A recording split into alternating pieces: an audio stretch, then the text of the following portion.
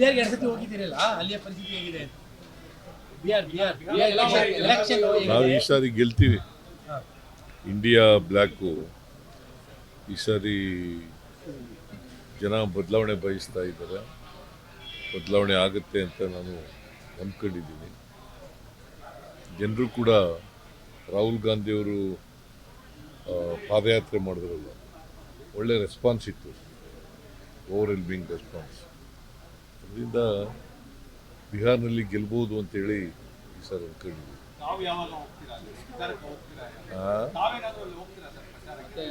ಕರೆದರೆ ಹೋಗ್ತೀನಿ ಅಗತ್ಯ ಇದ್ದರೆ. ಯಾವ ರಾಜ್ಯದ್ದು ಮೇಲೆ ಪರಿಣಾಮ ಬೀರುತ್ತೆ.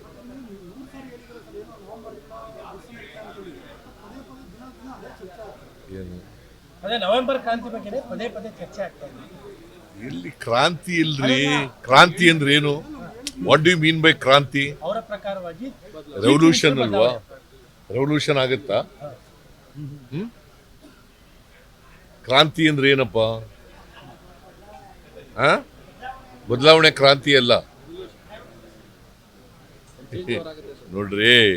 ಸುಮ್ಮನೆ ನೀವು ಕೇಳ್ತೀರಿ, ಅವ್ರಿಗೂ ಕೆಲಸ ಇಲ್ಲ. ಕ್ರಾಂತಿ ಆಗುತ್ತೆ, ಕ್ರಾಂತಿನೂ ಆಗಲ್ಲ, ಭ್ರಾಂತಿನೂ ಆಗಲ್ಲ. ಯಾರು? ನೀವು ನೆಗ್ಲೆಕ್ಟ್ ಮಾಡಬೇಕು ಅದನ್ನ. ನೀವು ಅವ್ರು ಯಾರು ಹೇಳಿದ್ರು ಕೂಡ ನೆಗ್ಲೆಕ್ಟ್ ಮಾಡಬೇಕು. ಶಾಲಾ ಆವರಣದ ವಿಚಾರ 2013ರಲ್ಲಿ ಜಗದೀಶ್ ಶೆಟ್ಟರ್ ಸಿಎಂ ಆಗಿದ್ದಾಗಲೇ ಸುತ್ತೋಲೆ ಹೊರಡಿಸಿರುವಂತದ್ದು. ಹೌದು, ಅವರೇ ಅವ್ರ ಕಾಲದಲ್ಲೇ ಚೀಫ್ ಮಿನಿಸ್ಟರ್ ಇರುವಾಗ ಅವರೇ ಮಾಡಿದ್ದು. ಸಾರ್ವಜನಿಕ ಬರೀ RSS ಅಂತ ಅಲ್ಲ, ಎನಿ ಆರ್ಗನೈಜೇಷನ್ ಎಲ್ರಿಗೂ ಅಪ್ಲೈ ಆಗುತ್ತೆ. ಎನಿ ಆರ್ಗನೈಜೇಷನ್ ಸರ್ಕಾರಿ ಶಾಲೆಗಳಲ್ಲಿ, ಆಟದ ಮೈದಾನಗಳಲ್ಲಿ, ಪಾರ್ಕ್ಗಳಲ್ಲಿ, ಗೌರ್ಮೆಂಟ್ ಜಾಗಗಳಲ್ಲಿ, ಮತ್ತು ಏಡೆಡ್ ಸ್ಕೂಲ್ಗಳಲ್ಲಿ ಅಲ್ಲಿ ಕೂಡ ಮಾಡಬಾರ್ದು ಅಂತ ಮಾಡಿದ್ದೀವಿ. ಸರ್, ಈಗ ಇನ್ಫೋಸಿಸ್ ಸುಧಾಮೂರ್ತಿ ಹೊರತು ನಾರಾಯಣಮೂರ್ತಿ ಅವರು ಕೂಡ ನಾವು ಈ ಸಮೀಕ್ಷೆಯಲ್ಲಿ ಭಾಗವಹಿಸೋದಿಲ್ಲ ಅನ್ನೋದನ್ನ ಹಿಂಬರ ಕೊಟ್ಟಿದ್ದಾರೆ. ಇದು ಇಂಪ್ಯಾಕ್ಟ್ ಆಗಲ್ಲ? ಅವ್ರಿಗೆ ಸೇರದ್ದು ನಾವು ಹಿಂದುಳಿದವ್ರಲ್ಲ. ಅವರಿಗೆ ಇದು ಹಿಂದುಳಿದವ್ರ ಸಮೀಕ್ಷೆ ಅಲ್ರಿ. ಬರ್ದಿದ್ದಾರೆ ಸರ್. ಅವ್ರು ಏನಾರ ಬರಿಲ್ಲಪ್ಪ, ನಿನಗೆ ಅರ್ಥ ಆಗ್ಬೇಕಲ್ಲ. ಅರ್ಥ ಆಗಿದೆ. ಏನಂತ ಅರ್ಥ ಆಗಿದೆ? ಹಿಂದುಳಿದವ್ರಿಗೆಲ್ಲ ಓವರ್ ಆಲ್ ಎಲ್ಲಾ ಜನರ ಬಡತನ ಅವ್ರಿಗೆ ಅರ್ಥ ಆಗದಿವ್ರು ನಾವೇನ್ ಮಾಡಕ್ಕಾಗುತ್ತೆ? ಅಲ್ಲ, ಇನ್ಫೋಸಿಸ್ ಅವ್ರಿಗೆ ಅರ್ಥ ಆಗಿದೆ. ಯಾರು ಇನ್ಫೋಸಿಸ್ ಅಂತಂದ್ರೆ ಅವ್ರು ಬೃಹಸ್ಪತಿನ?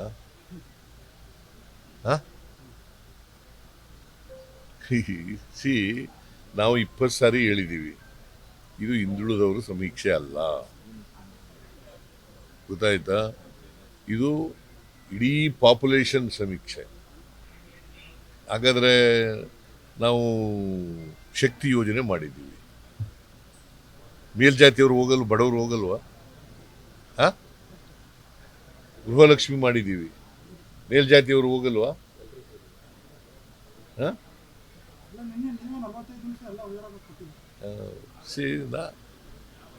ಇದು ತಪ್ಪು ತಿಳ್ಕೊಂಡಿದ್ದಾರೆ, ತಪ್ಪು ಮಾಹಿತಿ ಹೋಗಿದೆ ಅಂತ ಅನಿಸುತ್ತೆ. ನಾನು ಅದಕ್ಕೆ ಪದೇ ಪದೇ ಅಡ್ವರ್ಟೈಸ್ಮೆಂಟ್ ಮೂಲಕ, ನಾನು ಹೇಳೋದ್ರ ಮೂಲಕ, ಬೇರೆ ಮಂತ್ರಿಗಳು ಹೇಳೋದ್ರ ಮೂಲಕ ಇವೆಲ್ಲ ಮಾಡಿದ್ದೀವಿ. ಆದರೂ ಕೂಡ ನನಗೆ ಗೊತ್ತಿಲ್ಲ. ನಾರಾಯಣಮೂರ್ತಿ ಅಂತೆಯವರು, ಸುಧಾಮೂರ್ತಿ ಅಂತೆಯವರು ಇದು ಹಿಂದುಳಿದವರ ಸಮೀಕ್ಷೆ ಅಂತ ಭಾವನೆ ಇದ್ದರೆ ಅದು ತಪ್ಪು. ಈಗ ಕೇಂದ್ರ ಸರ್ಕಾರ ಜಾತಿ ಗಣತಿ ಮಾಡ್ತದೆ, ಆಗೇನು ಉತ್ತರ ಹೇಳ್ತಾರೆ? ಆಗೇನು ಹೇಳ್ತಾರಪ್ಪ? ಅಲ್ಲ, ಇದು ಜಾಣತನದ ಪ್ರಶ್ನೆ. ಉದ್ದೇಶಪೂರ್ವಕವಾಗಿ ನೆಗ್ಲೆಕ್ಟ್ ಮಾಡ್ತಾರೆ. ಗೊತ್ತಿಲ್ಲ ನನಗೆ, ಅವ್ರಿಗೆ ತಪ್ಪು ಮಾಹಿತಿ ಇರಬಹುದು.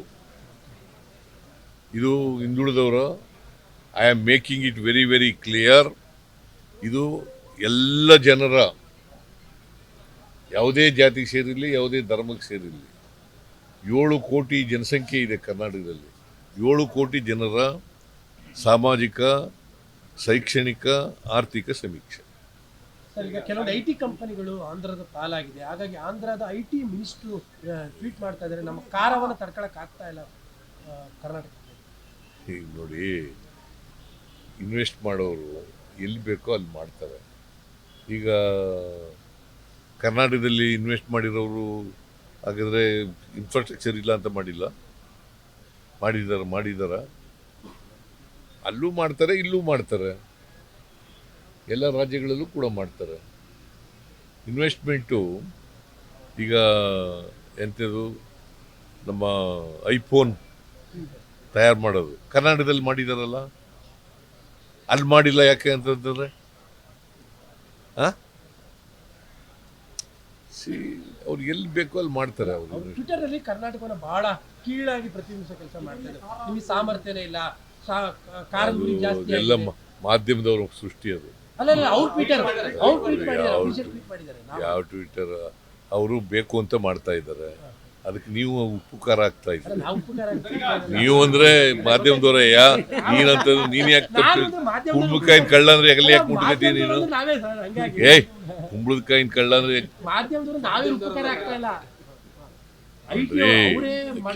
ಕೇಳಿಯಪ್ಪ, ಕರ್ನಾಟಕದಲ್ಲಿ ಬಹಳಷ್ಟು ಇನ್ವೆಸ್ಟ್ಮೆಂಟ್ ಬಂದಿದೆ. ಹಾಗಾದ್ರೆ ಗ್ಲೋಬಲ್ ಇನ್ವೆಸ್ಟ್ಮೆಂಟ್ನಲ್ಲಿ ಕರ್ನಾಟಕ ನಂಬರ್ 1 ಹೆಂಗಾಗ್ತದೆ?